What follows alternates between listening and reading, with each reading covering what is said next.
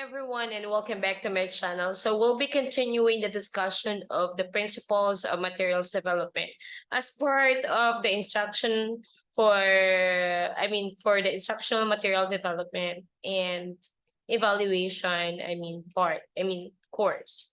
So let's now proceed. So we're going to be dealing now at this moment the procedures of materials development.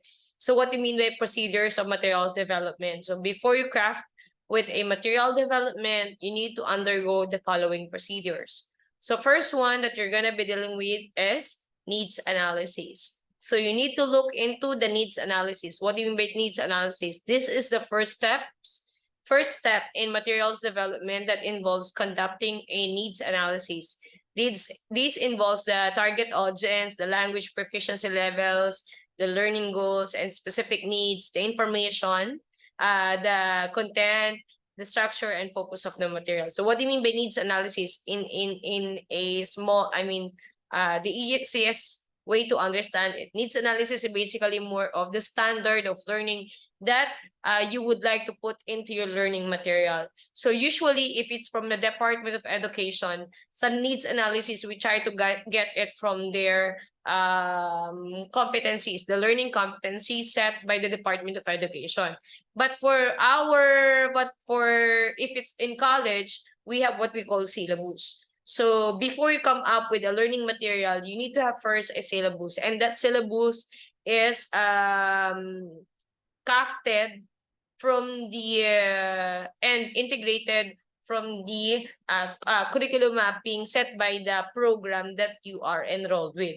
So again, you need to look first into what are the needs, the learning goals, the standard learning goals, before crafting with an instructional material. Next one is the content creation. Now that you have already the learning objectives or learning competencies, that's the time that you're going to come up already with the content creation, the course outline out of the objectives that you have. So this can include the written text, the audio recordings, the video clips, images, and the interactive element.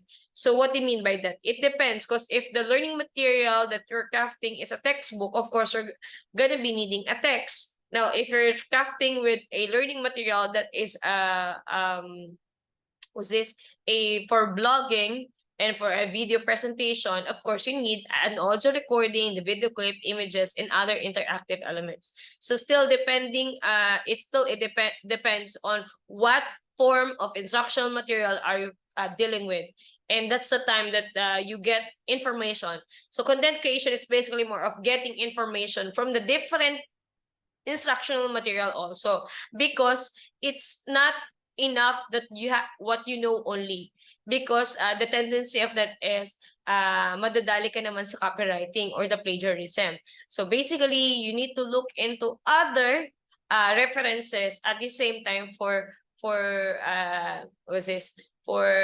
the authenticity and credibility of you giving the concept itself. So it should be referenced.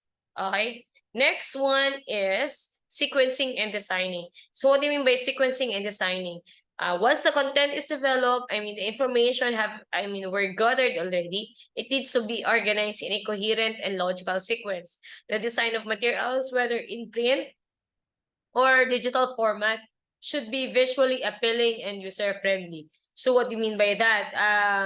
It is basically more of you try to sequence the content, you try to sequence the activities for your students so that it will not be hard for them to decipher, to understand what is the content all about. And therefore, it's not hard for them also to answer the learning activities out of the content given. So in short, you need to sequence and design it based on how it will be easy for them to learn it, and it will be easy for them to answer the text based on the learning goals. Okay? So next one is pilot testing. Now, if you're done already with the learning material, meaning tapos ka na sa workbook mo, sa video material mo, sa podcast mo, or whatever learning material that you have, like worksheet and all, that's the time that you do pilot testing. What do you mean by pilot testing? You try to implement it pilotly implement it. Ibig sabihin, hindi pa ito yung actual ha, tinesting mo lang yung material. So before materials are widely implemented, they should undergo pilot testing. Why? To really look into what could be the problem of the learning material that you have crafted. For example, may problem in terms of wordings, hindi applicable dun sa audience, hindi man nakukuha yung target needs, or may ambiguities, may errors, may difficulties. So through pilot testing, you can address that one before you come up with a final version of your learning material. Okay? So next one, after the pilot testing, that's the time that you undergo already evaluation and revision. So after the pilot testing, you will see the strengths and weaknesses of your learning materials through an evaluation. So you try to evaluate based on their feedback to look into the effectiveness of the learning material. And from that feedback from the learners and teachers, this will be improved. And how are they going to be improved? Try to revise it based on their feedback. It can either be merong mga kunyari sa isang assessment. Yung assessment ay medyo confusing. Kaya nag-lead to maraming mistakes yung ating mga estudyante. It could be like that also.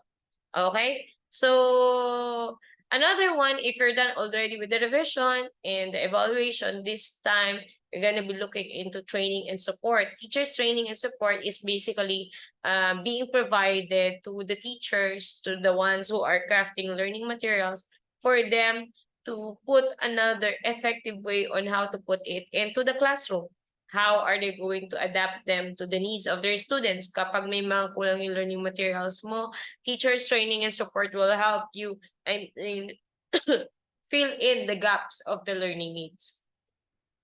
So I guess that would be all, everyone. And if you have any questions, we will do that into our classes, or you can put that one into your our GC and all. So I guess that would be all, everyone. Have a nice day.